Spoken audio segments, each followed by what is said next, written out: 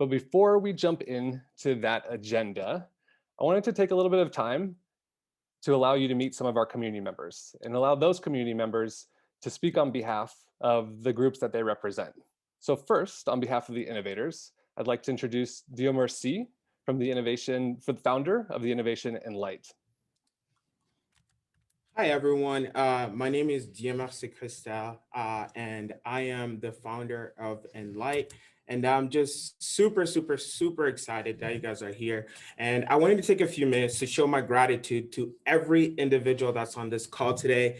I believe that without the elders, a village is lost, and without the youth, a village ceases to exist. So hit like the view button, go to gallery, and just take a look around you. We're gathered here in a digital space with folks from all walks of life, and every one of you is eager to support the well-being of young people and drive the change in digital spaces. And that's amazing.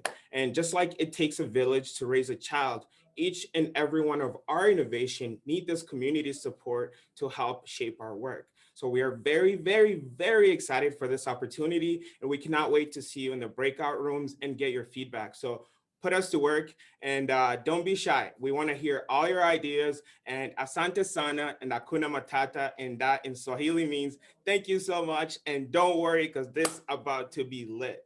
Thank you so much. Thank you so much, Diomar C. Now representing our amazing different youth participants and programs, I'd like to introduce you to Harini, who emceed an amazing community gathering last night for our young folks. Harini, passing over to you. Thank you so much, David. I just want to say, first and foremost, I am so grateful and thrilled to be in a space with all of these like diverse, beautiful, amazing perspectives and amazing minds. And I really can't iterate enough how amazing it is that we're all here focusing on like youth well-being, digital spaces, two things that are incredibly prevalent in my life and now I guess are incredibly prevalent in all of our lives. And I just wanted to talk a little bit about why, to me, I feel that what we're doing here is so critical and so important because I think we all know that like youth are the future, right? Like we are the future and digital spaces are amazing in helping connect people like how we're all connected right now on this platform.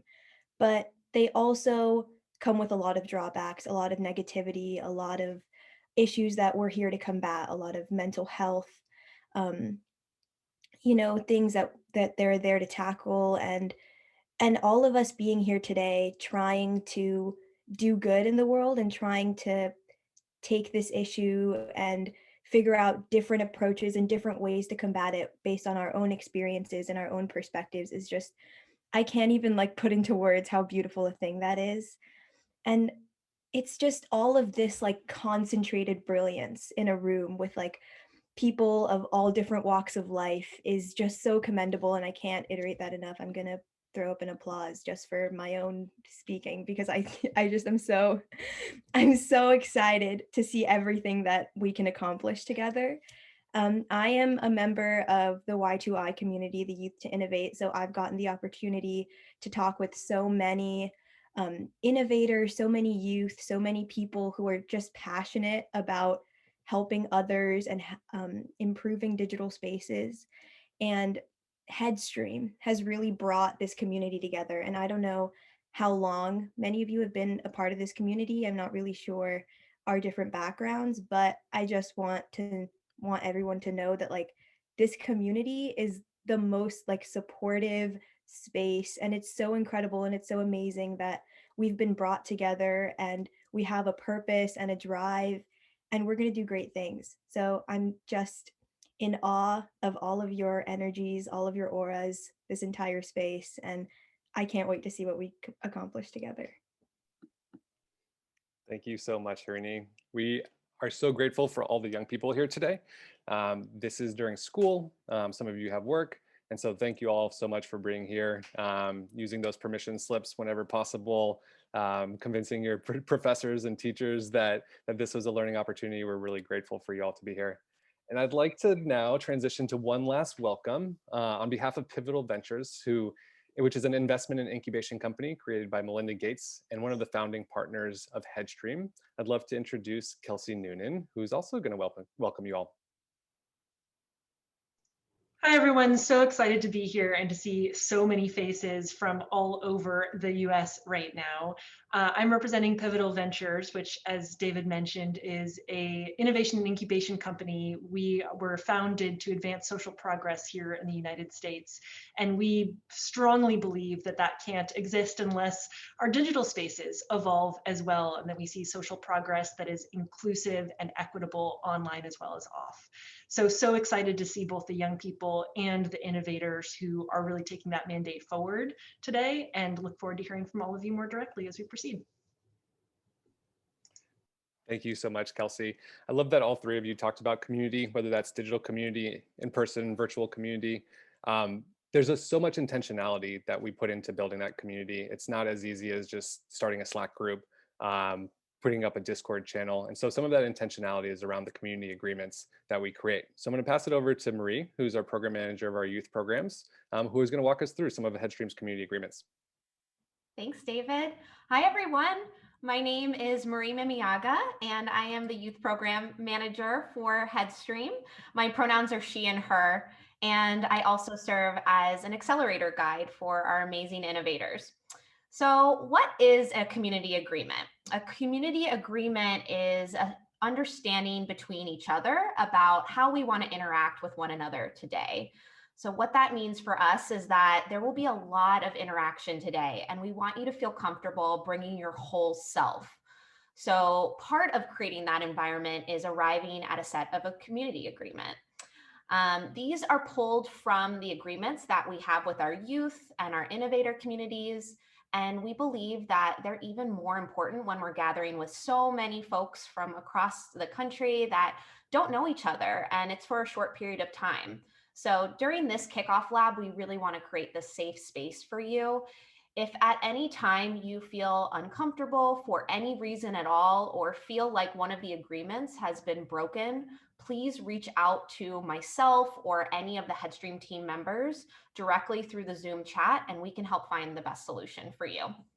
So let's dive in. Our first community agreement is step up, step up. So what this means is that if you're a listener, step up to share your ideas today. We want to hear from you. And if you're a sharer, step up and let others share and make space for them. These conversations are really relevant when we actively contribute and shape the way that they are. So just raise your hand using the Zoom feature or ask questions in the chat box at any time. The next one is if it doesn't apply, let it fly. So we're here together for a short period of time, talking about things we're deeply passionate about, but please be mindful of the conversations that may take us away from connecting with one another or our shared purpose. Next up is assume good intent. We are a group of people with unique backgrounds and unique experiences. So if someone says something that lands as rude or ill-willed, please hold the assumption that we're all here with good intentions. Next is take care of yourself. Like David was mentioning, these virtual spaces are very different than what we may be used to and different from the physical ones, but our needs as individuals are not different. So go ahead and grab that extra cup of coffee, warm tea, a snack, stand up and stretch at any time, or turn off your camera when you need to. Just do what you need to do in order to participate fully today. Next is have fun and have a laugh. We believe this work is serious and important, but sometimes we can forget to pause and breathe and just enjoy the present moments together. So when you can, find an opportunity to enjoy yourself and laugh together. And lastly, do your best. We know you have a lot on your plate right now. We simply ask that you just do your best, whatever that looks like for you today. So thank you all for participating in helping us create this safe space together. We'll list the community agreements in the chat if you ever want to refer back to them today. And just keep in your mind that today we're celebrating the Headstream Innovators and providing you an opportunity to support them. And we recognize that the ideas and support that you are going to provide can come from all different places and can come in all different forms. And we want this to be a space where you can share those contributions and you can also start meaningful interactions and build community. So let's get to know one another and put these community agreements into practice. So it wouldn't be a Headstream event without a few icebreakers. So I'm going to kick us off with our first icebreaker. How we will facilitate this is that we have 3 icebreakers overall that will put you into breakout rooms together one-on-one, and you'll get an opportunity to share with one another. And then after the icebreaker, we'll shuffle everyone around so you get to meet someone new in the next icebreaker. And in each icebreaker, you'll have about 2 minutes, so 1 minute for each individual to share. And our first one is called blank over blank. So take a moment, and I encourage each of you to think about the things that you like and the things that you prefer over others, and then share this with your breakout room partner. So you can think of things that are silly, like tacos over pizza or Backstreet Boys over NSYNC, or you can share something a little bit more serious or personal to you. So maybe mindful moments over rushing or reflection over speaking. So you can see just a few examples. We're going to put you into breakout rooms and you'll have 1 minute each to share with one another your 5 blank over blank statements with each other and get to know each other. Oh, geez.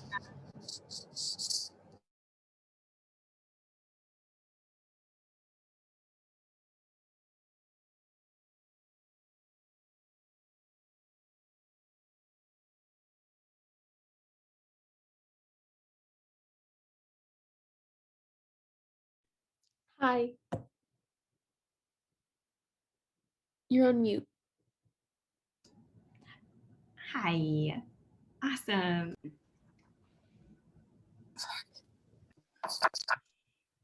Hi. Hello, hello. Welcome back, everyone. Oh, there were people here. This is so exciting. What is this? Interesting. Welcome back. I hope that was a fun breakout room for each of you. I'd love to have a few brave volunteers share what their blank over blanks were, or maybe what their partners were. Does anybody want to volunteer and share theirs? I'll share. I don't know how people would feel about this, but we both said plants over something, and my partner's was plants over pets. But mine was plants over a bouquet of flowers. And we actually said the same thing. So I thought that was funny. That's beautiful. I can share. Mine was hot yoga over non-hot yoga, visual over non-visual. I like building instead of landing, giving instead of receiving. And that was a little bit of ours. I'll share mine. Mine was being kind over being nice. I'll leave it at that. Mine's non-serious. I would say Spindrift over LaCroix. All the way. Fighting words. Yeah, ours was definitely not serious. It wasn't even mine. It was Star Wars over. Oh wait, I'm phoning a friend, and then it was Star Wars over something, and then Star Wars over Harry Potter, but something over Lord of the Rings over everything else. They're amazing. I love it. If you didn't get a chance to share yours, please share in the chat. I love to see what's coming through so far. Target, big fans of Target here. Harry Potter, love it. So let's start off our next icebreaker. So we want to now do a little bit of reflection. So at Headstream, we are working to create a beautiful internet for youth that are ages 13 to 20, 21. And we want you to think back to when you were 13 years old and what you wanted to be when you were that age. And if you're 13 right now or close to that age, what do you want to be? So we're going to go into breakout rooms. You have the opportunity to share with your partner and answer the question, when you were 13, what do you want to be? What did you want to be? All right, I'll see you soon.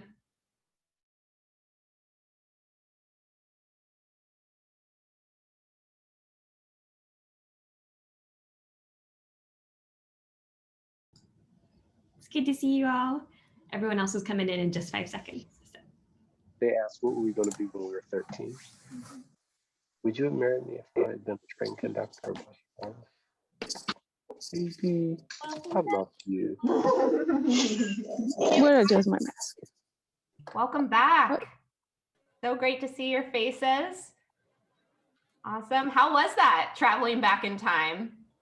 Would anyone like to share something they learned from their breakout room partner, or a reflection that you had together? Oh,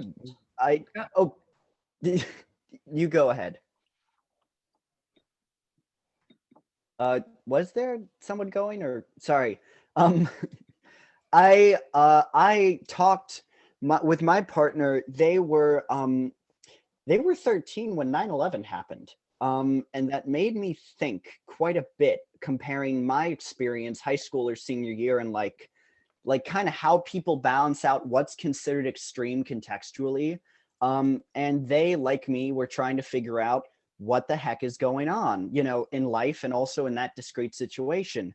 And I think being able to compare those like different experiences for those different places in time kind of helps me feel less crazy.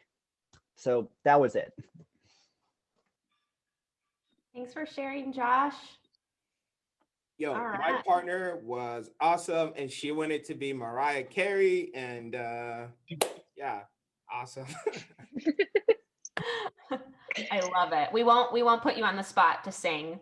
All right, let's transition to our next icebreaker. We have one more left, a last chance to connect with someone that you haven't already. So this icebreaker is an opportunity to do a land acknowledgement practice. And a land acknowledgement practice is something we hold dear at Headstream. Acknowledgement of the original people of the land is a simple, powerful practice that demonstrates respect by making Indigenous people's history and culture visible. It's also a small step along the path towards reconciliation and repair. And so we would love for you to use this time to use the link that will be provided in the chat. We're asking you to use that link and click on it and find where your land is. So put in the city that you're from and honor and respect the traditional stewards of the land. So you can explore where you live, maybe where you work if that's a different location, and share with your breakout partner. So we'll see you soon in 2 minutes.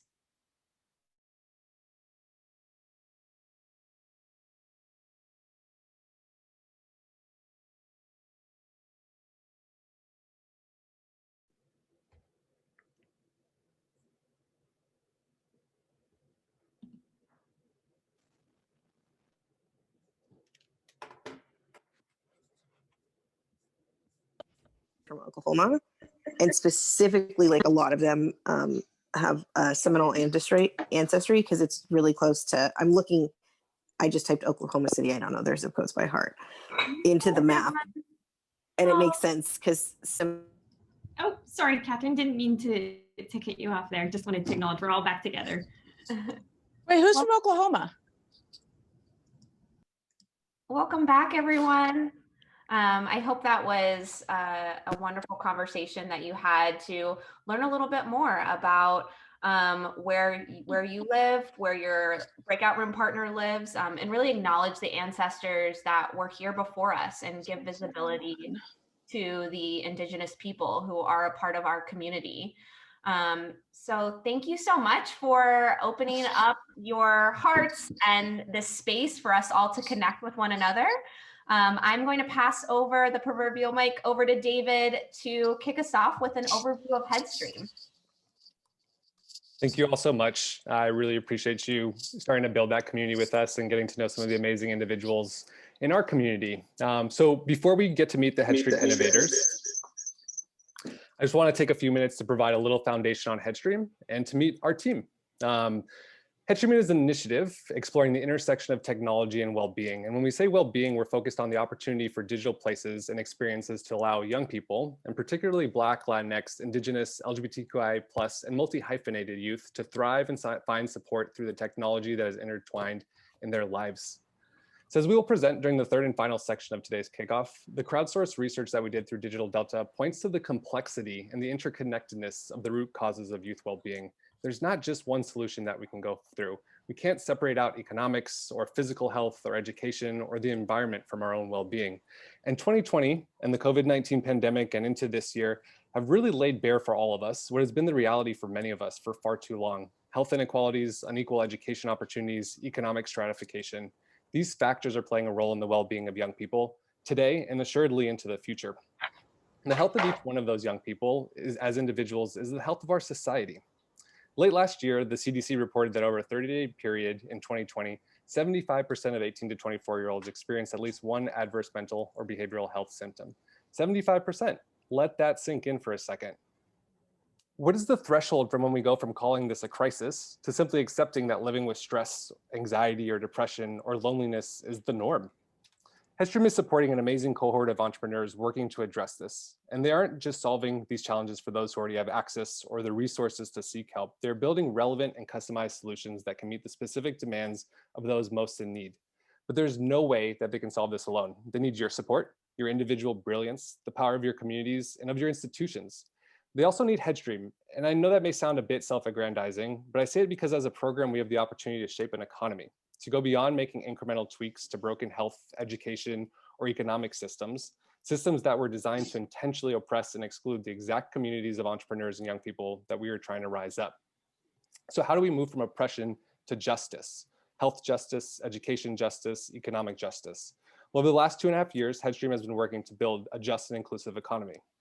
When we think of justice in the way that we accelerate technologies that are built for those in need. We think of justice in the health of young people who are struggling with a digital and physical world we have built around them.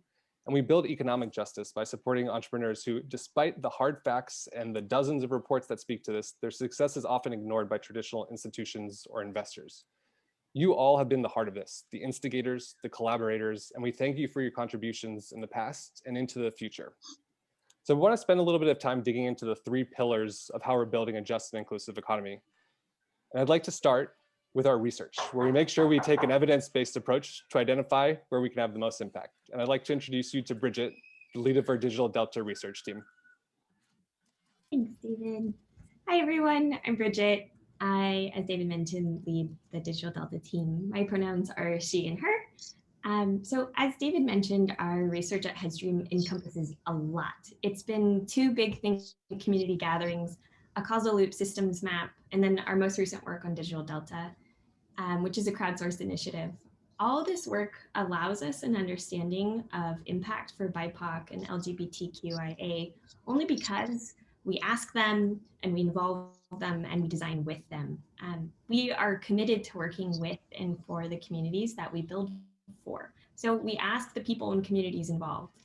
We get to integrate this amazing academic research that we do with learnings from the actual implementation of innovations, as well as our youth programming, so that it can all inform our future programs. And this is spectacularly true when it comes to our incredible and amazing youth. I can't wait for you to meet them. They're amazing.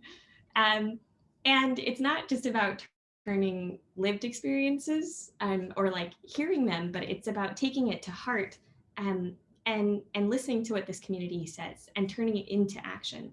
And that's really the heart of Headstream. This type of work leads us to work on policy initiatives and unlocking more capital for the sector, especially for the women and the entrepreneurs of color that we support right now. So that leads me to introduce the wonderful Danny, who's our program manager for our Headstream Accelerator. Hey everyone, I'm Danny, program manager. My pronouns are she and her. And I just wanted to let you know, over the last year, we've really supported and helped accelerate 25 innovations in the social tech, digital health, and ed tech space. Now, these programs are an opportunity to try and break down barriers and support innovations that are deconstructing existing unjust systems. And at Headstream, we do this through several different ways. With the innovations that we select, are we addressing the gaps and opportunities our research has identified as a means to create thriving digital experiences for young people? This is also done by selecting groups of entrepreneurs like the ones you'll meet that have a massive potential to actually build these systems, and then providing resources to these entrepreneurs, innovators, and builders like yourself. So we recently created and will debut an Impact Navigator tool that will provide innovators and entrepreneurs with an opportunity to understand and track the impact of their innovations. We also do this through a customized curriculum in the Accelerator that's built around youth-centered design, impact pathway, blended capital, and inclusive design. And then it's also done through our youth and professional mentors that serve our innovators, as well as all of you that are here with us today. So this would be completely out of touch if we weren't building for what we're striving for without youth helping us throughout this process. So with that in mind, I'd love to introduce you to our youth program team, Mina and Marie, and they can share a little bit more about what that means. Thank you, Danny, for that warm introduction. Like Danny said, Marie, who led our phenomenal community agreements, and myself, our pronouns are she, her, and we make up the youth programming team here at Headstream. I'm sure that you have all heard these values of created for youth, with youth, and by youth. These are pillars that we live by and breathe endlessly here at Headstream. And we do so very intentionally because we believe when creating an inclusive economy, we have to center the users that are going to be benefiting and uplifting their well-being from the technologies we're trying to create. And so how do we do this? How do we exactly put youth-centered design, and how do we bring and incorporate young people? We do that through a variety of our programs, specifically starting with our Y2Y advisory board. As Danny shared, we highly value the mentorship and the advising of young people in the innovations within our accelerator. And so we have 10 customized advisory boards with 20 teenagers from all across the United States, from across the Midwest, the East Coast, and the West Coast, coming together and being really honest about what young people need in the innovations that they consume to make these innovations resonate in the lives of young people, and specifically in the lives of Black, Latinx, and Indigenous young people. And we know that it's not just enough to have them to be part of that design process, but we know that young people are leaders in this space, which is why Headstream has launched our inaugural Y2Y Incubator program, because we believe youth are capable of being innovators in the building of this new economy. And so 6 young people from across the United States are building their own innovation ideas around a solution to improve and uplift youth well-being in the lives of themselves and in their peers. And so we know that in order to shape this economy, in order to inform these innovations, youth are essential to being in the center of our programs and the center of what we are creating together. And so with that, I will hand it back to David. Thank you all so much. And so we are really excited to introduce you to the 10 innovators who are working on this. Today is your chance to support their innovations, that they're bringing some of this justice that we strive for into the digital places so that young people can strive. And as we've talked about all day, it takes an entire community to shape this economy. So look around, you're not alone, you are supported and united with everyone here today. Thank you so much. So as David already mentioned, we're really excited to have you all here to meet our innovators and help them amplify their impact. So you'll be able to do this soon in breakout sessions. But when you hear the innovators introduce themselves, you also have the opportunity now to share your ideas in an easy retro. So there'll be a link provided in the chat. And what you can do is start writing ideas down when you start hearing from the innovators. Now, our cohort of 10 innovators are currently developing diverse solutions through products and services for young people. What we focus on at Headstream has evolved from our initial research, and our community has helped us identify these themes through stakeholder groups, tons of feedback, and actually many of you are here today that helped us get us here. So thank you so much. The innovations you are going to hear about are cultivating young people's superpowers through edtech platforms, creating connections and community through social technologies using AI, AR, and VR, and transforming wellness and digital health. Now, many of these solutions are specifically designed for Black, Latinx, Indigenous teens, LGBTQIA+ teens, those that identify as girls, and the intersection of all those identities. And so let me introduce you to the 10 innovators, and we'll have you hear them talk about their innovations and where they need support from you. So to kick things off, I think we're going to need to share our screen, and we're going to start with our first batch of innovators that are cultivating our superpowers. And so they are doing this by creating solutions that better prepare students, help teachers, and also build our own skills through confidence and skills development. So with that in mind, let me introduce you to our first innovation, and that is Neoth.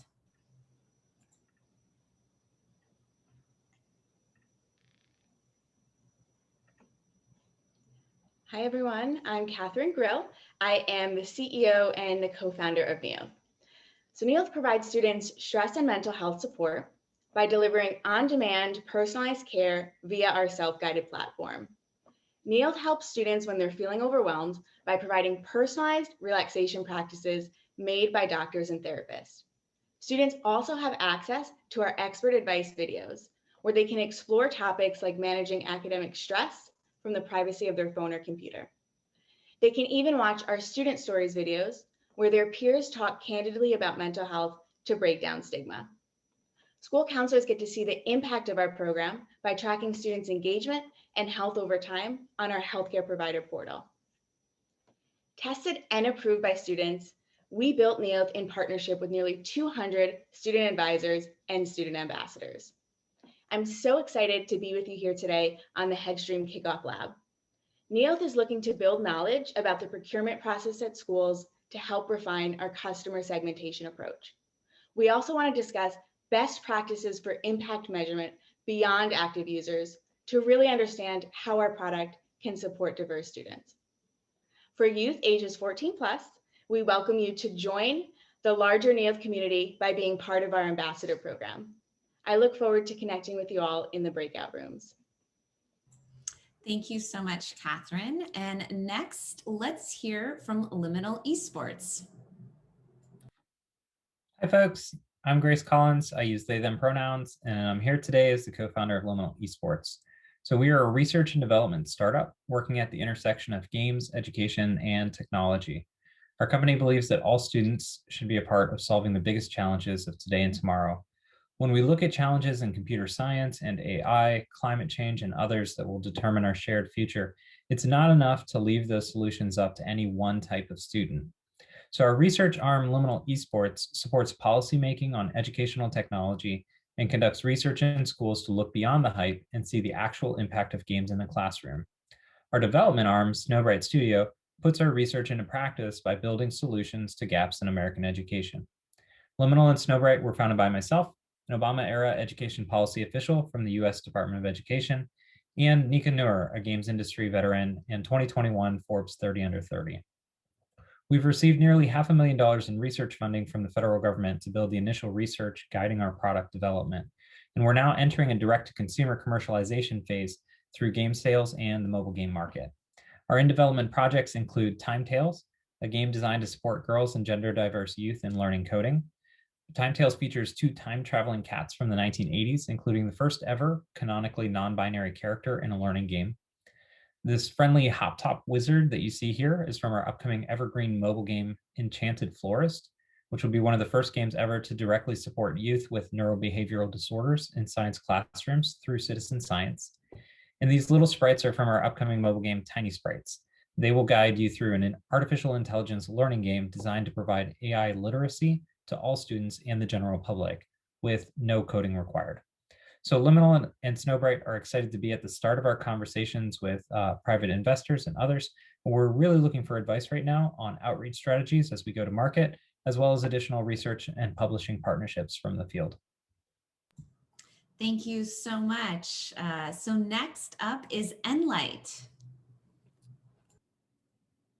Awesome. Hi guys, my name is Diamante Cristal. We met earlier, and Enlight is a tool for teachers to know their students and a space for students to foster a better relationship with their education so they can grow into their full potential. We encourage students to self-identify and express their thoughts and ideas about improving the classroom experience through student profiles and formative polls for continued feedback for their teachers. We are a relationship accelerator that just unlocks the power of human connections, even at a distance. And when classes are filled with many students, like I don't know if there's like my screen in there at all. I don't know, but in my slide, there's like there's flowers. And basically what we found is that teachers have a lot of students in the classroom. So what our platform allows for the teacher is to build these student profiles. And what the profiles allow the teacher to do is know every student's passions, what they're interested in, what they basically even aspire to be in the future. And like the biggest problem that we're impacting right now is the empathy problem in education, because the most anti-bias skill that a teacher could build is building relationships and knowing their students. And so the appetite for addressing this issue is so visible in our organic growth. And we have several school districts and our youth organizations are committed, along with a 300 teacher waitlist that's growing daily. And our goal for today is just to learn from the community and gain some meaningful insights so it can improve our offering. And, you know, I guess to kind of show you a little bit is like, as you can see, like on the corners, there's flowers, but you can't really see them that well. But what our app just really does is that if you look at the bottom, there's each little flower, we separate them. And that's what our student profiles do for the teacher. We can show who every unique student is, and just looking forward to meeting you all in the breakout rooms. Thank you so much, Diamasi. And now what we're going to do is we're not gonna hear from seat at the table quite yet. What we'll do is we're gonna actually hear from a next group of innovators that are focusing on transforming wellness. And so they're doing this using AR, VR, using our own bodies in new and innovative way, and then also envisioning health education in some new ways as well. So I'm gonna welcome first Helium to the stage to give us a little bit of an introduction. Hello, everyone. I'm Wendy Moore. My pronouns are she and her, and I serve as the Chief Operating Officer and Data Protection Officer of Helium. We did have a slide and video in there. Do you want me to share that? Or okay, there we go. Okay. It's beautiful visuals, so I want to make sure you see those. Helium is empowering youth to build resilience, unlock their potential, and improve performance one immersive journey at a time. So we're using these immersive media channels like augmented reality and virtual reality, and it really allows the user to step inside these beautiful immersive worlds and actually power them with feelings of focus, calm. Where you can choose to power Helium with an optional wearable that measures heart rate or brain waves, and it actually lets you control the way the experience progresses. It's a beautiful and engaging way to learn emotional regulation and actually improve mental resilience. Helium is working worldwide in areas of situational and acute stress to provide drugless and fast-acting stress relief using these beautiful nature-based experiences. We're being used in children's hospitals to help reduce anxiety before procedures. It's being used in the esports and gaming communities to help with mental impact of gaming and downshifting after playing. Helium is also being used in schools, STEM centers, and with the Boys and Girls Club as a reward and as a fun STEM activity, or also as an emotional regulation training. It's helping youth learn that mind-body connection, and they're actually rewarded for achieving states of focus calm. A validated intervention, helium's been shown in 4 peer-reviewed journals to quickly reduce anxiety and boost positivity in just 4 minutes. We did a collaborative study with the Red Cross that showed adolescents are almost 3 times as likely to quickly reduce negative mood states and increase positive feelings like positivity, joy, and calm while using helium. Most importantly, helium's built to remind you that your thoughts have power, not only in the virtual world, but in the real world as well. So we are seeking additional sales and investment partners. So I'm very much looking forward to connecting with all of you in the breakout rooms, and thank you. Thank you so much. And next up, what we'll do is we are going to hear from Movement Genius, but let's just wait an extra moment to make sure everything's in line. So yeah, take it away, Movement Genius. Hi, I'm Allison Stoner. You can call me she, her, they, them. I'm pretty flexible at this point.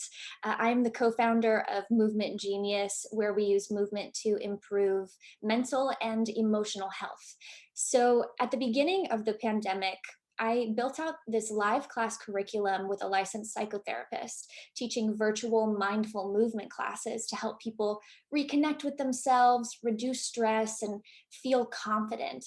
And we had over 150,000 people tune in over 14 days, frequently asking when there would be weekly classes or a community to grow with. So this inspired Movement Genius, and it's a platform that reconnects us with our body as the center point of well-being. So currently, our westernized popularization of mindfulness largely emphasizes our mind and thought life, but it misses this essential next step of integrating mind-body connection. So the body and our natural movement are key holders of information that aren't accessed through talk therapy. So it makes it a phenomenal tool to process, to express, and release. And you can think of Movement Genius is sort of like Headspace for the body. So additionally, we recognize that the wellness industry largely caters to a very narrow set of identities and socioeconomic populations, many of which I hold personally.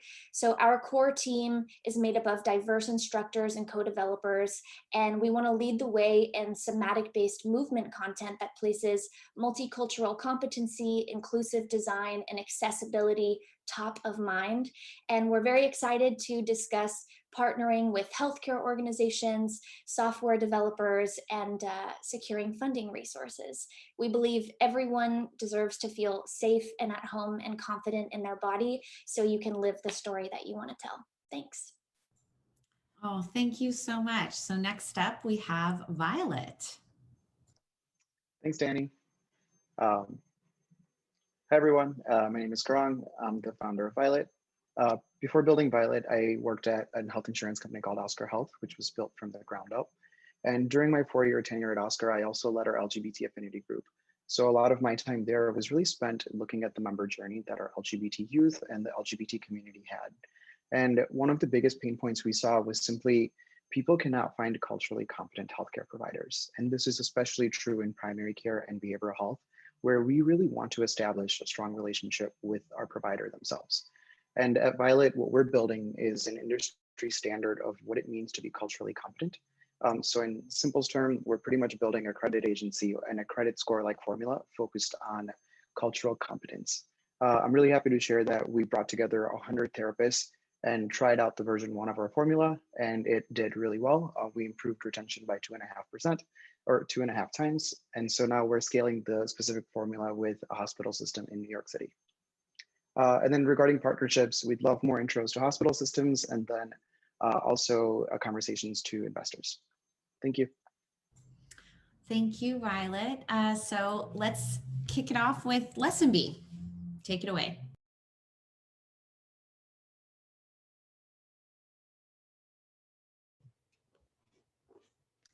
Hi, everyone. Reva McPollum. I'm the founder and CEO of Lesson B, and we're an ed tech company based in Mount Vernon, New York. It's been a challenging year in our space with schools closing and having to adjust to the realities of remote learning, and combining that with a tumultuous political landscape and protests for racial justice. All of it has really had disproportionate impact on students of color. But as challenging as 2020 was, It was also a year of transformation. EdTech adoption increased, as did a focus on mental health, sexual health, social and emotional learning.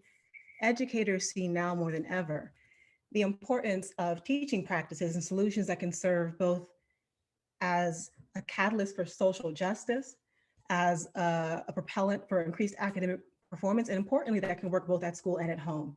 And I'm proud that Lesson B is at the forefront of necessary change in our educational system as a student-first learning solution at the intersection of health and social justice.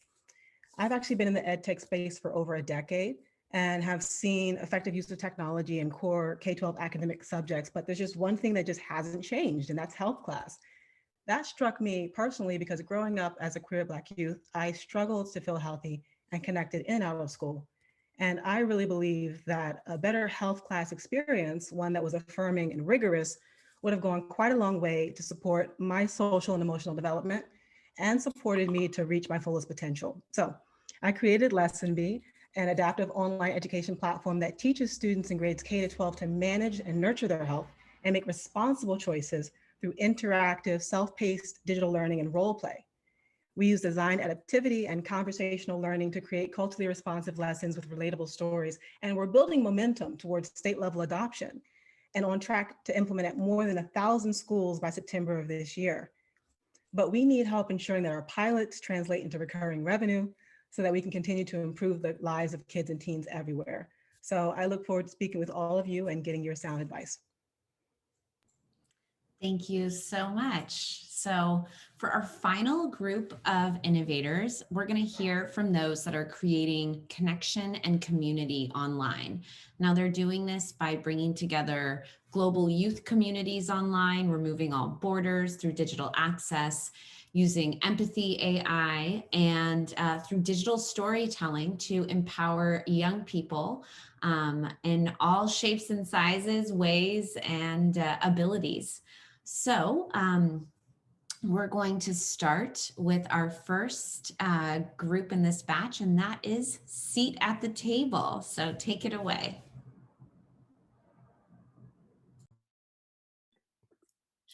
Peace, everyone. I'm really happy to be here. My name is Fee, and I'm a program manager at Global Nomads Group, which is a global nonprofit virtual exchange organization based in New York. And we prioritize fostering dialogue and understanding amongst the world's youth. Our innovation Seat at the Table is a global youth community and conversation series that invites young people ages 16 to 19 right now to join hour-long conversations on video and connect with their global peers around culture, interest, lived experiences, their goals and dreams for the world, what they want to be when they grow up, what their challenges are at school, being a teenager, what COVID is like in their country. And currently our program takes place on Zoom, just like we're here now, but we are in the development of a mobile app. We already have an operating MVP that shortens the wait time of joining the conversation and all around improves the user experience. And our goal with the current experience in the future is to use storytelling and intercultural dialogue to reduce bias and to increase awareness and empathy for others.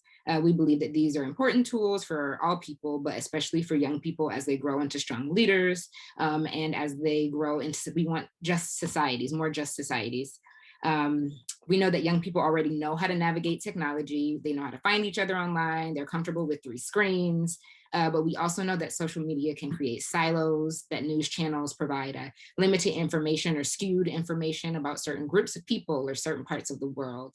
And so because we know that their voices are not always valued, we created Seat at the Table to be a space where all of this curiosity, all of this information that they're being bombarded with, all of the stuff that they're learning in school, that they could come and be their authentic selves and they can come learn about others and they can come to be seen, heard, and understood.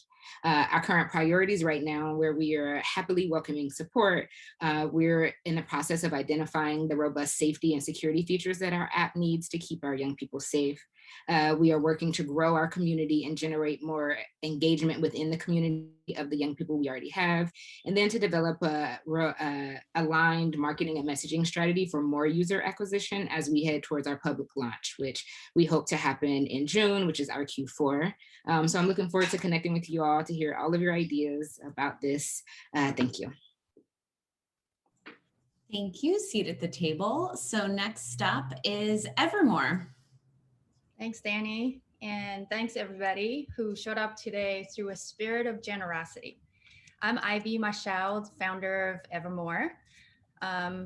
Anyone here and everyone here, I'm sure, we don't need another social documentary to tell us that all world social networks haven't been serving us. And really, in this old world of social networks and COVID aftermath, adding to the compounded anxiety and trauma, we actually now have the technology to address them at scale. So using voice AI and advanced psychometric NLP, Evermore is the first social mentor platform that helps young people speak their truth to stay on track. Users go on a heroic journey to self-discovery and build a really true sense of belonging and purpose. They do that one conversation at a time.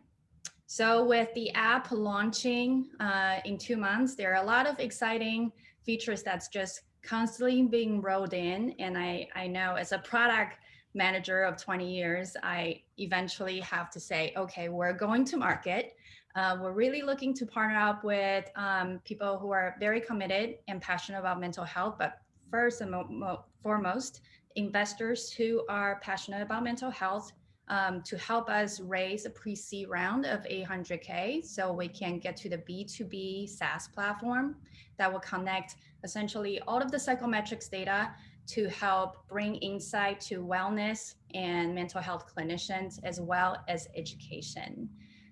Anybody who are also passionate and whose ears prick up when it comes to psychology and psychological technologies, please do reach out. And I'm excited to meet everybody at the breakout room. Thank you so much, Evermore. And so last up in our group of innovators is Weird Enough Productions. Take it away. Hello, friends. Tony Weaver here. CEO, Executive Director, Weirdo in Chief at Weird Enough Productions. At Weird Enough, we're a social impact organization that uses superheroes and comic books for social emotional learning and digital citizenship amongst young people. I founded Weird Enough as a junior in college at Elon University as a result of an experience that I had during my first year there. While volunteering at an elementary school, I mentored a Black male student who, despite telling me about all of his favorite superheroes, when it was time to dress as one for Halloween, told me that he couldn't because he didn't have any that looked like him. And really, when he had to think of a character that looked like him, his first thought was to dress as CJ from Grand Theft Auto. And that experience with him had a very profound impact on me because it made me think about myself as a young person, the issues pertaining to self-image and self-esteem that I had because I didn't see anybody that looked like me demonstrating the same type of weirdness that I felt that I had. And as I did research, I found that there were a lot of young people that were dealing with similar experiences. Even prior to distance learning and all the stresses that caused on young people, depression and suicide rates among young people were the highest that they've been in the last 20 years. With rates especially increasing among students of color. In the last 12 months, there have been devastating stories about young people as young as 7 years old ending their own life because they're not being given the tools to recognize how beautiful and wonderful their existence is. So at Weird Enough, we take our unique and diverse stories and we partner them with lesson plans and curricula that help students learn to love themselves, learn to love their peers, and also learn how to love their communities. And as we move forward, we've impacted over 1.3 million students. And our large goal right now in places where we're looking for assistance is that we would love the privilege to find more organizational partners to work with. So technology companies, social media companies. And as of last year, there were a lot of corporations that made Black Lives Matter related to commitments, commitments to work on supporting Black youth, commitments to work on the mental health and well-being of Black youth. Organizations like Nike, Lego, Jordan Brand, pledging over $100 million to support these efforts. And since it's the work that we're in already, a lot of our work moving forward is trying to find connections to these partners. And that's a place where we could use a lot of support right now. Very grateful to be here. Thank you. Thank you, Tony. And thank you so much to the rest of our cohort for introducing yourselves. And now to all of our attendees and participants, I hope you are excited to start interacting in more intimate groups with these innovators and figuring out ways where you can support them. So I'm going to hand it over to David, who will set us up for the next advisor session. All right, great job, innovators. We are so excited to present you all. And pressure is off you all now, and the pressure switches to everybody else. So now is the time for our advisory breakout sessions, where these 10 amazing entrepreneurs are really relying on you for support, for ideas, for different ways that they can accelerate and scale and have more impactful solutions for young people. So the format of this is that we'll have 10 different breakout rooms. Each innovator will be in a breakout room, and we'll separate all of the other participants into those 10 different rooms. After about 15 minutes or so, you'll switch rooms, and we'll try and do that 4 times over the next hour or so with a break in between after the second round. Go back to those community agreements and think about how you can make space and take space, assuming good intent. Lead with ideas. Save your questions for later just because of how short each room is going to be. Bring your ideas, bring some strategies, bring different types of ways that you think you can support these innovators, and have fun. This is relaxed. It's going to be fast paced. You're not going to be able to say everything that you want in these 15 minutes, but use this as kind of that introductory opportunity to meet these innovators. It's really, really helpful for our innovators if you're able to use your video. So just another request, but no worries if that's not possible. And one more thing, as we go to the next slide, just to think about as you're in these rooms. This is our opportunity to be a little bit of marketing whizzes here. And so your role as an advisor is to think about how you can support these folks. And so think about it through what we call the 5 C's: capacity, connectivity, creativity, credibility, and capital. When we say capacity, do you have a skill or capability that you have as a council member that this will help one of these innovations? So maybe you're an artist or you have access to a specialized equipment. Connectivity, is there somebody, and I started to see these notes popping up in the Easy Retro, somebody you want to connect these innovators to? What about creativity? Some of them may be struggling with their business model or finding the right social media strategy to engage with young people. Maybe you can support them there. What about credibility? Credibility can come in all shapes or sizes. Maybe there's a recommendation you have, maybe there's a quote you can give them to add context and credibility to their website. Think about ways that you can add that credibility. And then capital, financial support. Always something that some of our innovators are looking for. And so if there is an opportunity or an organization or an institution that you can connect them with that might be interested in investing, we're super grateful for those helps, for that assistance as well. So I think we're ready. If you have any questions, put them into the chat, but we're going to send you out into those breakout rooms. And after 15 minutes, you won't go anywhere. Just the innovators will rotate. So you don't have to do anything. And then we'll come back after about half an hour or so and take a break. And then we'll jump back into some more breakout rooms after the break. All right.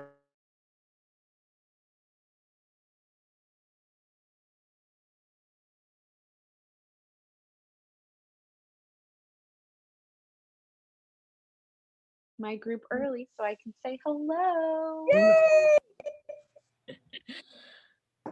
Hello, hello, hello, hello. Welcome back. Yo. It was just getting good. It is fast, but it is just the start of those relationships. We just want to make sure you have a chance to meet as many folks as possible, for the advisors to see as many of the innovations as possible. We know that's not nearly enough time to dig in. We're going to take a little bit of a break. We're going to try and come back at 1 o'clock. And we're going to jump into 2 more advisory sessions after that.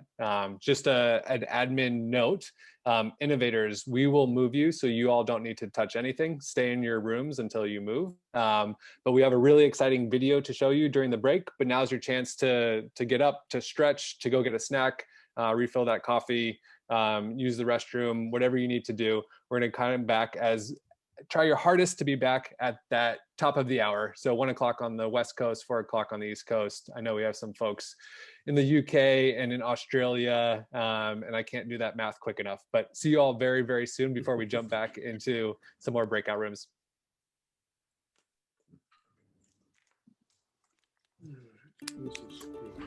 Okay. Now we've got it. Anywho's. All right. I can start us off.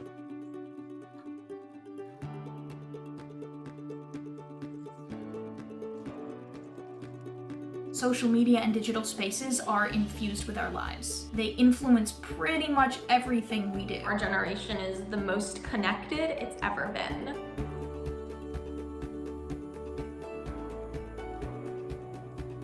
We've really come to rely on the internet. You can identify like-minded people, access ideas that expand your worldview. I think the connections that people are making now, although some great, it's missing something.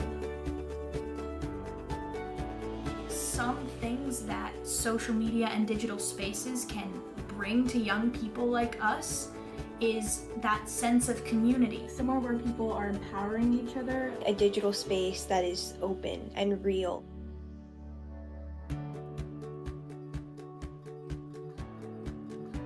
A beautiful internet is one where all people from all walks of life feel safe and comfortable. Space where they can express their talents, aspirations, while building agency that can actually transform their lives. Where that connection is at the forefront, and that connection is real and true, and is for the good of everyone involved.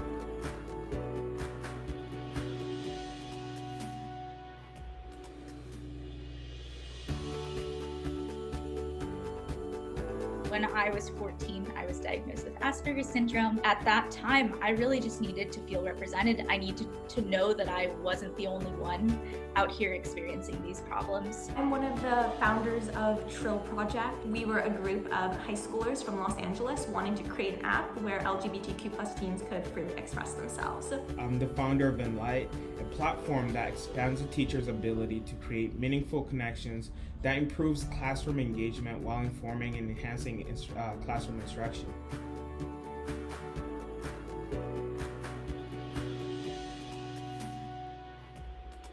The marginalized youth out there, the queer folks, the trans kids, the BIPOC kids, like what would happen if they had access to these spaces built by and for them? I really want youth to be able to have a little bit more courage because they are feeling seen and understood, and like they're not the only ones experiencing the issues they are. Social Cipher is a video game company that helps with social emotional learning in neurodivergent youth. With our innovation, we have content that is created by young people who become leaders within our platform. And I think it's our responsibility as young entrepreneurs and as innovators to continue to promote that positivity. Just by including youth in this process, that in itself has created just a little bit of a healthier and more beautiful internet for me.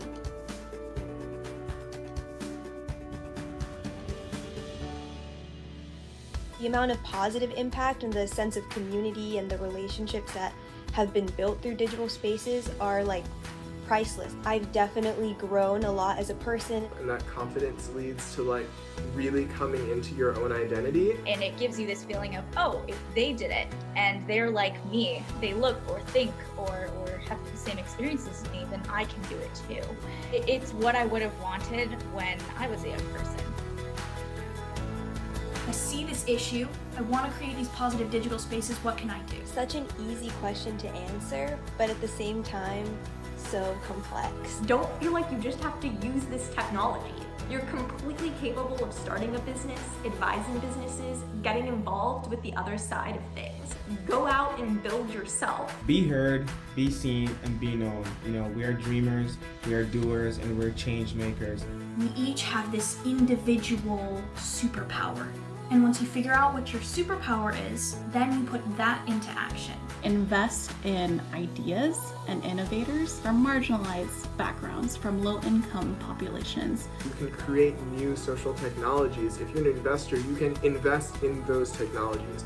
If you're a policymaker, you can shape policy and shape society so that more people feel like they can create those technologies. If we were giving them those tools and that recognition and understanding now, imagine how much of a foundation they would have to solve the world's biggest problems. When we invest in people and when we invest in their ideas and the problems they're solving, we unlock much greater potential for the future. We have ideas and our perspectives matter. We have to make the most of it. We have to create the most beautiful internet we can. To make sure that we're taking care of their needs to be successful citizens of our community. This is how our generation is mobilizing, and this is truly what the future is. I think that the agency, the creativity, the purpose that digital spaces have the potential to foster in this next generation is more than enough reason to put money, to put time, to put effort into intentionally creating these digital spaces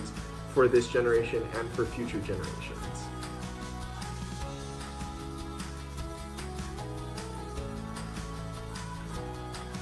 Headstream has shown that there are spaces that exist and that are constantly being created that allow youth to find people that give them belonging. And the connections that I've been able to make through Headstream with innovators who are building platforms that I want to see and that I want to use have really been invaluable. Headstream not only gave us resources from a monetary perspective, but also tons of mentorship, access to young people like ourselves that we could consult, vent to, and work directly with. Just the conversations about how we can transform this into a beautiful internet, I felt like I was being transformed. Headstream has really opened doors for me to do exactly what I want in life, to be able to go forward and be the creative human being that I have a desire to be in the world.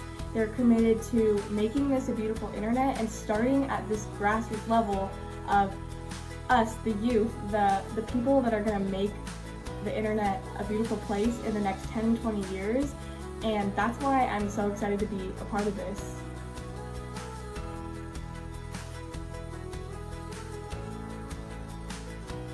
If digital spaces shape young people, then that will shape how young people change the world. And it's important for these spaces to be positive and uplifting because we want the world to change in a positive and uplifting direction. That was freaking beautiful. That was fantastic. I wish I had a mic to drop. We did it.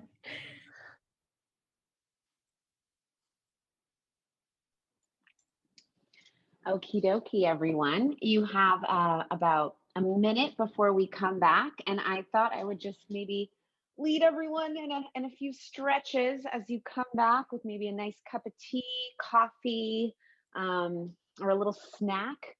So one that I really like to do is just kind of making a 4 with my arms, stretching it in one direction. You can do this standing or sitting. Taking a deep breath and then kind of, moving your shoulders back and then switching. You can do the other one. Nice. And then I like to reach my hands really, really high and spread my fingers, especially if you work on your computer all the time. Move your fingers around while you're stretching to really stretch out every single finger. And then you can kind of sway to one side, sway to the other. It's like we're at a concert. And yeah, just release those shoulders and do a few shoulder rolls. And then you can start to settle back in. And hope you all had fun in their first 2 sessions. And now we're going to gear you up for some more advisor sessions. So David, whenever you're ready, you can send our people away. Yeah, it looks like we'll wait another minute or so just as people are getting back. I apologize. I think I misspoke and gave you a little bit longer break than we intended. So I hope it doesn't feel too anxious to rush you all back. Would love some for the folks that are here as we wait for a couple more folks to pop back. Any reflections on what you're thinking about as an advisor, or any kind of early learnings from our innovators before we jump back into sessions 3 and 4?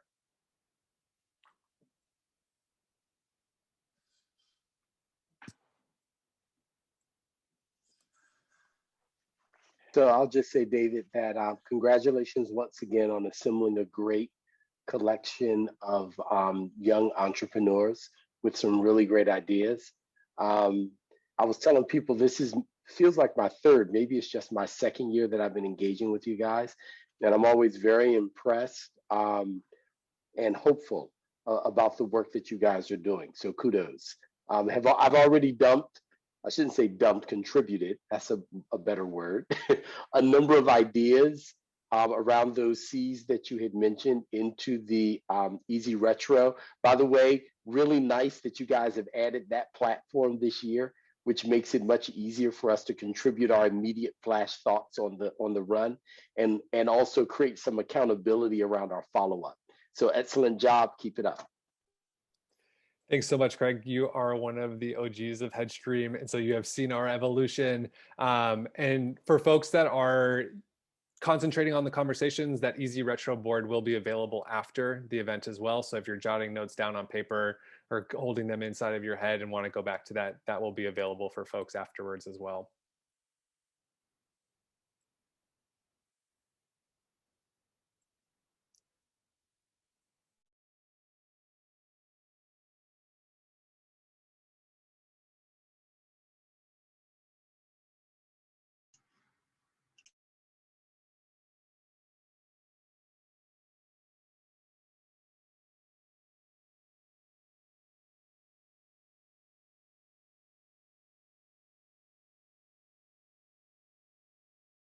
Okay with me.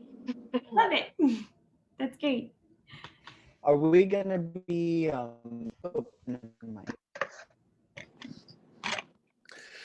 There's a certain buzz that happens when I can hear those conversations happening. So I'm really glad that you all were eking out every spare second of those interactions. Lots of gratitude for the jarring nature of jumping from room to room, jumping from subject to subject. We know that we're packing a lot into these 3 hours, but there's an opportunity to follow up over the next couple of months through the Headstream Accelerator on all of these topics that we addressed and that we touched on during this these 4 advisor breakout rooms. So tons of gratitude. You all can take a deep breath, sit back a little bit. We're going to jump into another topic now. As you started to see with the different innovations that are touching on education technology, skill building, on meaningful connections, on the way that we support people through their well-being, there's a lot of different approaches that Headstream and our community is taking to understand how to build in digital well-being into the lives of young people as they're growing up. And we've been spending time thinking about this from a research approach as well. Our first research initiative was to build a causal loop systems map back in 2019. And we used that map as the foundation for the types of innovations that we sourced and the types of innovations that we were looking for. It was time to refresh that this year. And so I'd love to introduce you to Bridget, who's worked with our community around the Digital Delta Research Initiative. And we'll go into a little bit of depth to share some of the learnings in that process, as well as hone in on one specific area that we want to look into and the importance of building meaningful connections and meaningful relationships in digital spaces. So I'll pass it over to you to Bridget. Thanks. So as David mentioned, I'm the project lead for Digital Delta, and Digital Delta is just amazing. It's my passion and I love it. But we have been working on making digital experiences more beautiful for young people. And so with this initiative, before we can even really jump into this core part of it, we have to take a little bit of a step back and understand why we wanted to do this work in the first place. And we had to kind of understand the overarching problem that we see. And so in the last decade, we've seen a rise in teen mental well-being challenges, and it's still rising. This is a big, interconnected, and complex issue, and it has many things that affect it. So when we first started this program, we asked a couple questions. We asked, well, first off, we wanted to understand what was going on. And then secondly, we asked, why are complex problems so hard to solve?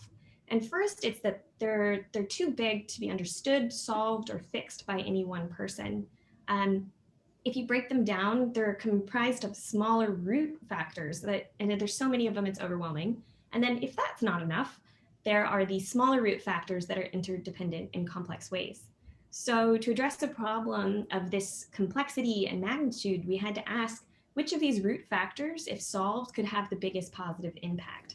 And a complex and messy problem like this needs a creative solution. And that's where Digital Delta came in. Given this is a crowdsourced research project, we consulted and vetted with our results with youth and professionals alike every single step of the way. So first we identified our North Star, and that was our guiding light and what we referred back to at each session or each section of this program. After that, we identified what our root factors were. We started with 180 and we got all the way down to about 77. We created this beautiful visualization, which I get to show you later. We did some analysis, and now we are working to share what we've done. I am so excited to share the actual data outcomes with you. We had close to 22,000 answers on how these root factors related to each other. And we had 462 young people provide insight, which is really honors how committed we are to designing with and for youth. On top of that, the diversity of the data is really significant because we're building solutions for these communities. And so it's super vital to have their voices come through the data in a really strong way. So now I get to share the fun part. So this is our visualization, and this is the results of the analysis that we did. As you can see, first we got back this big ball of spaghetti. It's complicated and a little convoluted, but we done some additional tagging to help folks understand what you can do with this network. And you can hover over any one root factor to see how it connects and what its position is within the rest of the network. You can explore by concepts related to each of the root factors, some related to impact management, and some other categories as well.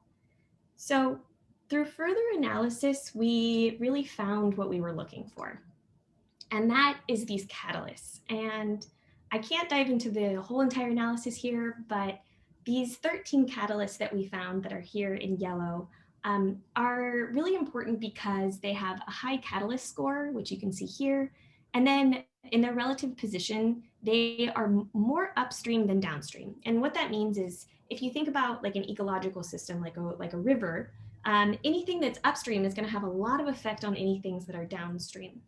And so because of that, we can go through a couple examples. So over here, you'll see the level of self-esteem. While we all know this is something that's incredibly important, it doesn't actually have a really high influence over the entire network because of the amount of things that both affect self-esteem and the amount of things that self-esteem affects. But then if you look at something like access to mental health resources, this rose to be one of the top 13 for us because it affects a lot of things within the network, but has relatively few things that directly affect it. So these top 13 catalysts quickly sorted into 3 categories for us. But before I jump back into these categories, I'm so excited to announce that this is going to be a publicly available tool. And this is something that you all can use, explore, play with the data, and think about the implications of how you can apply it to your own work.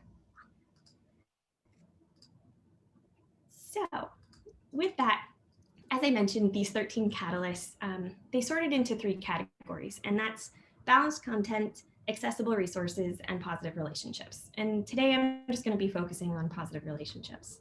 So within positive relationships, 3 root factors really, really matter, and that's exposure to positive parenting and role models. That means consistent, respectful, and supportive. The time spent with others online, and the time spent in social groups. So if we dig a little bit deeper into how each of these contribute to positive relationships, we can think about how relationships are at its core about connection and about meaningful connections and the quality of those relationships. So it matters who you spend time with, what you do during that time, and what you talk about. Having role models around us who are consistent, respectful, and supportive gives us the confidence, the resilience, and the support you need to flourish. So strong adult relationships, whether it's a coach, a teacher, a parent, an adult figure in your life, they go a long way towards affecting your behavior, your responses to things, and they help give you perspective and learn from your mistakes. When we think about spending time online with friends, you'll notice that it's with friends, not strangers, because friends are how you learn to be a social person. It's how you learn how to give and take in a relationship, how you learn how to take advice. They help you through complex social situations. They help you figure out context of things. And of course, they add confidence and joy and laughter. And so it really matters to be online with friends. And lastly, when you have supportive social groups, they support you mentally, physically. They help you find the resources that you need. The world becomes a little bit easier place to be. and it shapes the way that you experience life. So that's the way that you experiment and take risks and learn new things. So community is really what helps us understand who we are in relation to others and the world around us. Through each of these, you'll notice that it highlights the quality as well as the meaningful connections as the huge parts of these positive relationships. And they're really necessary in order to foster the other components of well-being and community.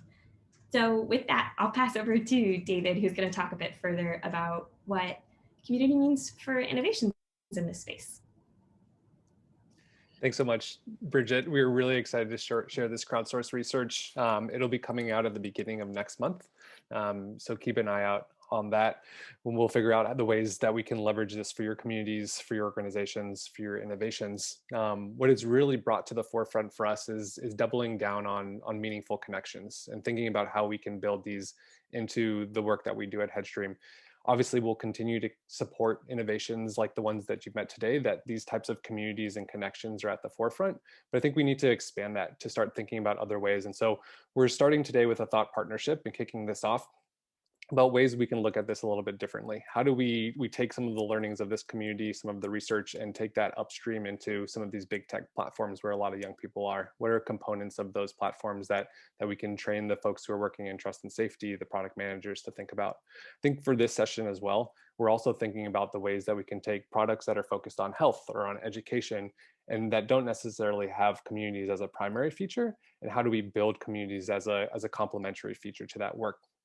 We see an economic value in doing that. There's virality, there's longer term customer engagement when you have a community that people can coalesce around a product or a service, even if it isn't necessarily social first. We also see obviously the social impact, as this research with Digital Delta has shown us, as well as our earlier research around the causal loop systems map. And there's also an interesting dynamic that if you have a community and they're inputting into your product, you're going to have a product that reflects your community, reflects your users, a product that has the meaning and intention behind it to serve the needs of your users. And so for us, we are really excited to introduce you to a couple of the leaders in our community who are thinking about community, who are thinking about these meaningful connections. And so I'll turn it over to Mina, who will introduce them. Awesome. Thank you so much, David. I am so humbled and excited to introduce our 4 panelists today who we can learn so much from about building community on online spaces.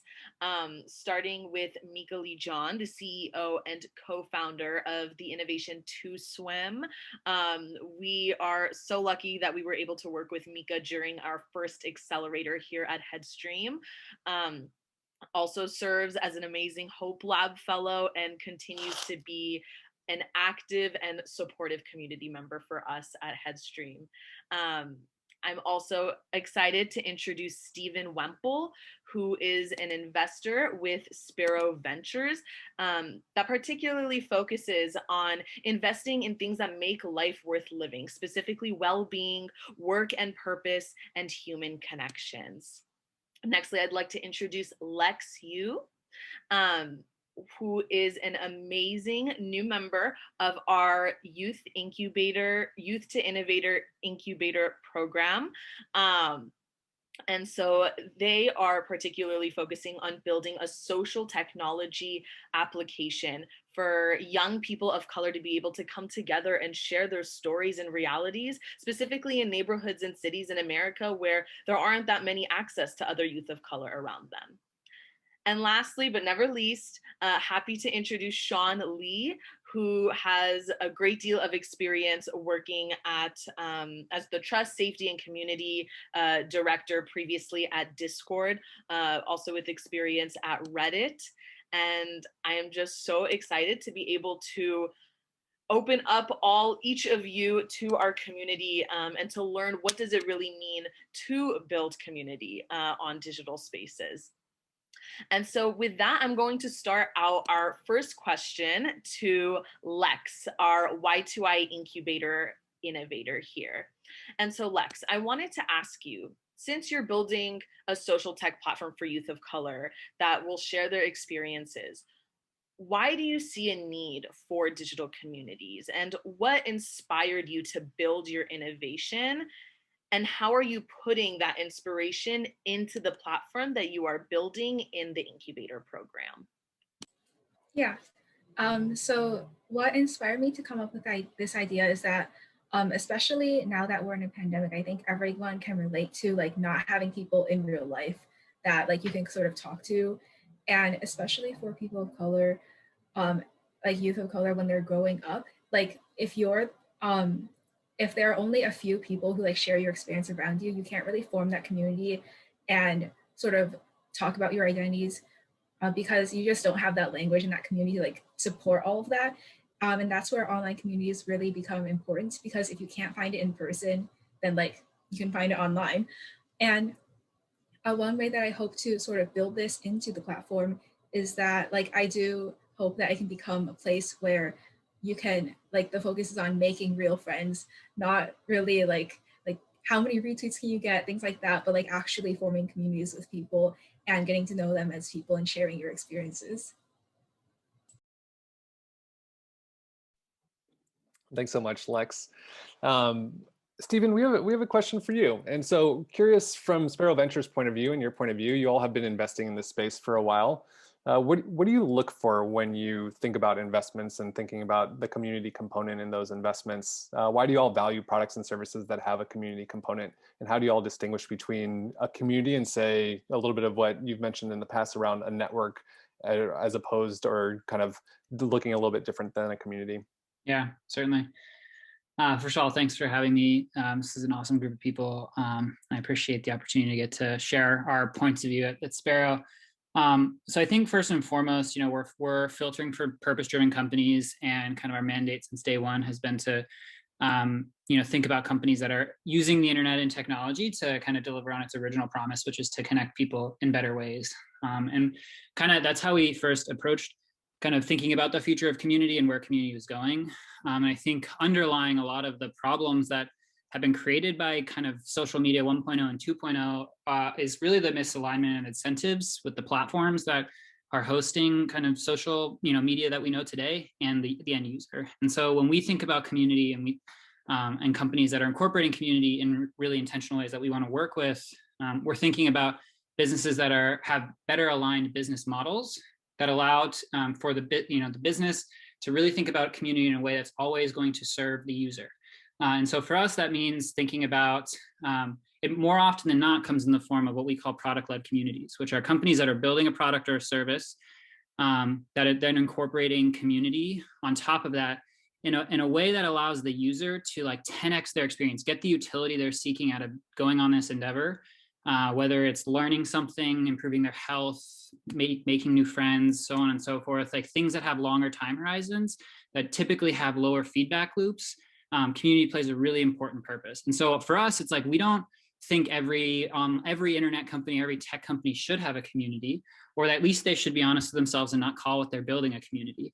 Communities are, really something different than something, and I'll take a step back. We've been investing in this space for about 2 years now, and we were using community loosely. And as we got deeper and deeper and talked to more people that are really like conscious community thinkers and conscious community builders, there's an absolute difference between a community and a network. And it's like kind of like all squares are rectangles, but not all rectangles are squares type thing. Or what is that the saying? No, all squares are rectangles, not all squares are rectangles, not all rectangles are squares.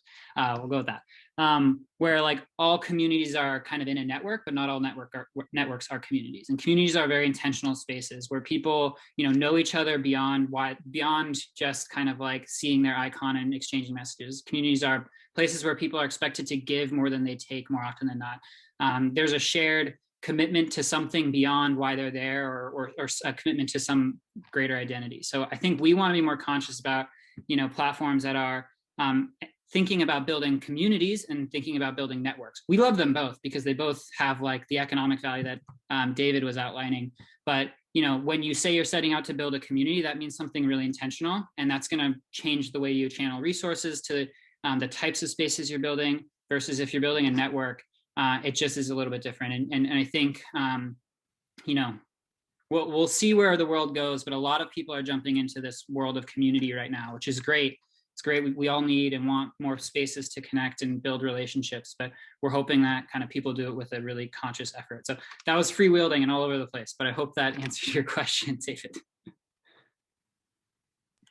No, that was wonderful, Stephen. Thank you so much. Something that immediately comes to my mind is the fact that of what you were saying, that this word of community is often used as a blanket statement to describe anywhere where people are gathering, but it's a lot more than that. And there are specific components to be aware of that. And so this difference between a community and a network reminds me of something a very wise person once said about the difference between a town hall and a community center. And so now I'm going to turn it over to that very wise person, Mika.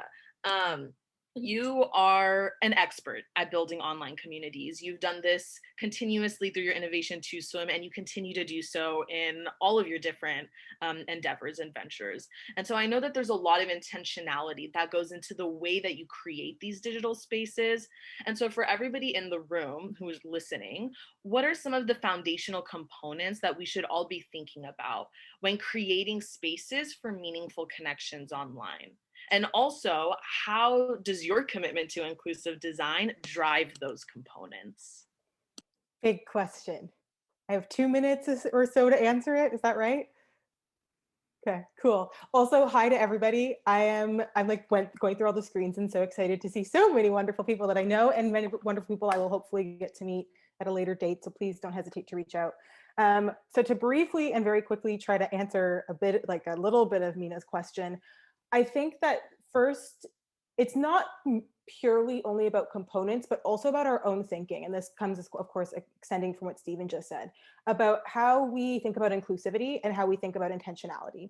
And I think that part of this, when you think about community building, or when I think about community building and like those components, I suggest starting big when you're thinking about what community means for you. Because again, not every community looks the same, nor should it. So if you are running some sort of, I don't know, a tech product, I won't say, I'll give an example, but let's say you have different stakeholders, young people, maybe their parents, and maybe educators. I would start really big thinking about the why. Why are you building this community? What are these different audiences that you need to support? And how can you make sure you're actually creating better resources for them as a community? And in that, inclusion, of course, is actually sort of undergirds all of the things I am saying, but really thinking about, how do we make sure that different audiences and different stakeholders are being seen as with their identities and where they are in life. I think I'm already running over, so I'll go a little faster. The second piece of this I think a lot about is listening deeply. So, if you decide, okay, we have 3 core stakeholders, we need to do surveys with everybody or as many people as possible and figure out what that should look like. I've often, some folks that I've worked with in startup land, say like, okay, we're going to build a community, we're making a forum. And a forum may not be the best medium. Perhaps your stakeholders want to have one-to-one connection and they want to be matched together. Or perhaps you need to create a community space for the educators working with the young people who can then create their own sort of offshoots of what community can look like for your product. So I would think about it really broadly to start and then go much more narrow. And then lastly, and much in the same way that most of us probably build anything, is it's a process of testing and iterating. So don't hold anything too dearly to heart, especially in those early days as you're experimenting, because things can change. Suddenly what you're building might be, all of a sudden it's like a very specific demographic is like flooding the product, which is great. And you're able to support their needs, but also making sure you can shift for everybody else on the platform. I'll pause there, but happy to pontificate later with whomever wants to talk.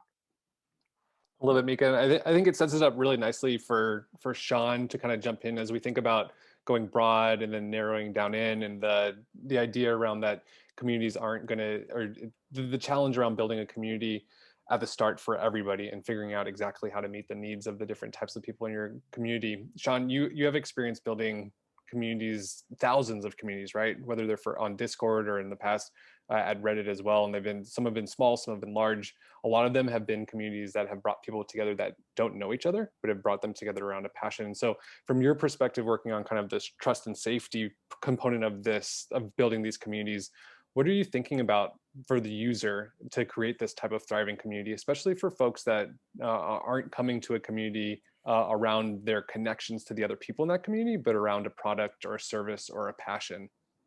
Yeah, absolutely. I mean, I think to echo certainly everything that Mika and Stephen said, and Stephen, by the way, I love the cat. It was a great cameo of your cat, just like running all over your desk. I mean, I think, right, like communities they're really like, in some sense, they're like nested Russian dolls, right? They are a fundamental expression of a facet of your identity, right? And we, humans are very social people, very social creatures. And the idea is that you join communities, both I think online and offline, right? To sort of like find some expression of that interest of your identity. And I think, especially in spaces where you don't know each other, right? You start out sort of with this reliance on like, oh, hey, I like this TV show, I like this music, I like this game, I like this whatever, right? And you chat about that. But I think that the true nature actually of a community, right, sort of versus a network, is that over time it grows to be more than that. It isn't just like, oh yes, we are here to talk about, the latest anime or the latest whatever. And it becomes more of a, oh, okay, like let's talk about each other. Let's talk about our shared experiences. Let's talk about our life. And I think it is that value that sort of drives people coming back to that community. We've seen certainly at Discord, like time and time again, we would see a server, right, a group start up about a specific topic. But if you sort of peer back in that server like 2 years later,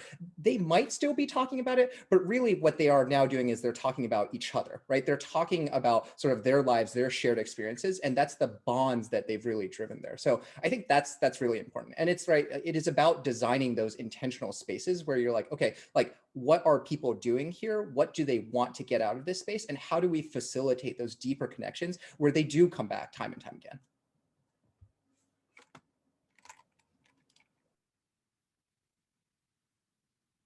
Stephen, I saw you unmute yourself. Are you trying to build off of that richness? Oh no, I was just going to say that's awesome, and I think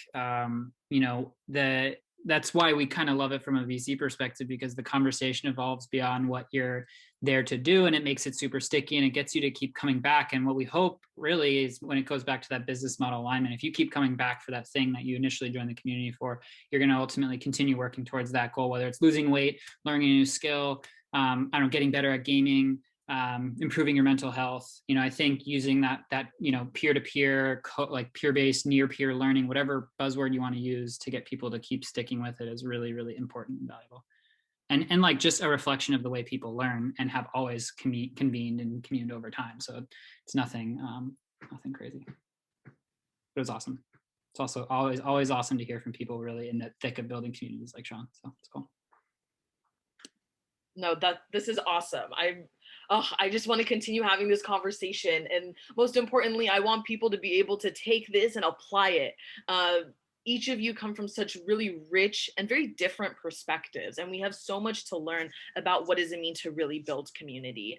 And so for the people who are in the room, who are looking to build community onto their platforms or in their own lives, where should they start with building online communities? And whoever wants to go can go ahead and jump in, and then so on and so forth. I have thoughts on this because I think it's also important to identify that everyone has different strengths. So wanting to build a community into your product does not necessarily mean that you should be the only person who has to do it or like should do it. And so, for example, as you can probably tell, I'm a very outgoing, extroverted person. I love meeting people, talking to them, and like holding space for other people to meet each other. But some people might be more introverted. They may be more interested in like the tactical side of things. And so I would also encourage you to really think about how you can even, some of this ties into ambassador programs within a community product. Some of this ties into other team members or advisors you can bring in to support. But I would really encourage you, if building communities is something you want to do, 100% pursue it, but also like tap your network. And as someone, they're not like paying me to say this, Headstream changed my life because it also like put me in a room exactly like this to meet people, to have these conversations, tap the wisdom of this like collective or whatever word you want to use to say about it. Like, everyone in this room knows something about a lot of stuff. And so I think there's a really good opportunity for everyone on this call to like, play your strengths, but also figure out where you want to fill in the gaps. I also would just like, Micah? Sorry, what she said in her first answer, which was start with the why. I think you can't underestimate like that is at the core of, I think, what you want to do in terms of your first step. It's like you can bring people together, but if you don't have a clear kind of, thing that you're shepherding this community towards, whether it's shared learning or expression or you know, a place for people to share an identity that they don't otherwise get to express. You know, it's really hard to get a community to keep coming back and to kind of blossom into the thing that you want it to. So it's always start with the why. From the homework that I've done, start with the why and then the who, and then really start to like let the community elevate itself and kind of shape its own direction. Yeah, and I think just to build on that, like one of the things that I would say is that like in a lot of ways, actually what I would suggest is that you look at the community as a distinct and separate sort of entity than your users, right? Your community is obviously made up of your users, but your community often is a sort of a superset of that and may have actually like specifically different needs, different desires, different wants. So if you're building a product, right, like you can build in sort of real-time interaction in a number of ways. Clubhouse is doing really well right now, et cetera, et cetera. But like, I think there's this sort of question of like, okay, like, right, like if you have a specific community of a specific group of users, what do they want as a community that will allow the community to grow versus what does an individual user want, right? The individual user may want one-on-one conversation. The community may want, you know, event spaces or stuff like that. So it's important to sort of like, I actually think separate it out and be like, do your user research on your users, of course, but also sort of understand the superset of your community and what will drive community growth.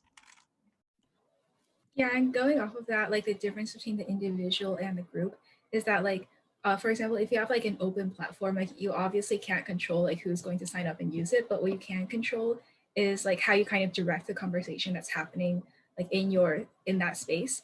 And so one thing that I've noticed like as I was thinking about my idea for this incubator was that a lot of online spaces, although for example, like you can be a person of color and be online, but like a lot of those spaces are just not meant for that because like people will like retweet it and it'll end up on like Trump Twitter or something. And like you need to like design ways to like keep that from happening. So that's like my 2 cents on like sort of focusing on like who you want to make your space for and like how are you going to protect them and like their interest in using whatever it is you're making. Lex, thanks for really jumping in, and we're really excited to see the development of your product as it grows and as you can kind of shape the type of community that can be a model for what we're building here. Tony, I love that question, and it's a question that I'm gonna let the panelists respond to in the chat, just because we have to wrap up right now. But it's the exact question that we want to explore with this cohort, that we want to explore after this cohort to help the entrepreneurs in this group, as well as the entrepreneurs that are in our community, start to understand that, because it can feel really daunting. I know, Tony, as an example, you spend a lot of work building that community and that following in these places. And so how do you translate those people who love the work that you're doing and some of the other products?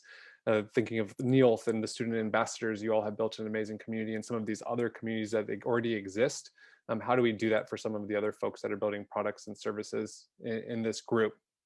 Thank you so much, Lex, Mika, Stephen, and Sean, for jumping in, for sharing your wisdom, your insights.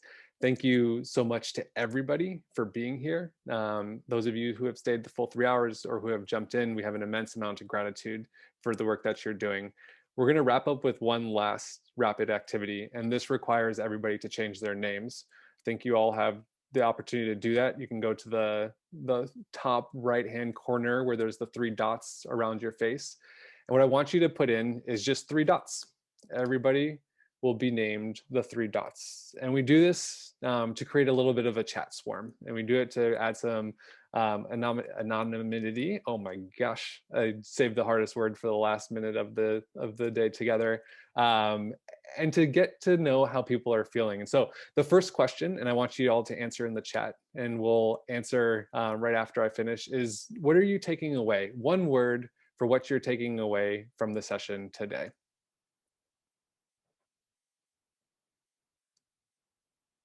And take a look as the chat comes in. Excitement, community, collaboration, breath, action. Love these words coming in. What is one thing, and this can be more than one word, one thing that you are grateful for? And as you put in that gratitude into the chat, just a couple quick announcements on our end. We will be following up, and you can also find in the welcome packet connections to the innovators, as well as connections to Headstream. We'll be releasing Digital Delta at the beginning of next month. We also have an Impact Navigator tool for entrepreneurs, for institutions, and for investors. We'll be sharing that at the beginning of March as well. And we're eager to have you all join us again for our end of Accelerator celebration, which will be the last week of April. And so keep an eye out for those invitations. But thank you all so much for joining us. We cannot build this community without you. And it is with your support that these innovators are going to succeed. And so on behalf of them, on behalf of our team at Headstream, I hope you all have a wonderful rest of your day. And thanks so much for joining us at the Kickoff Lab.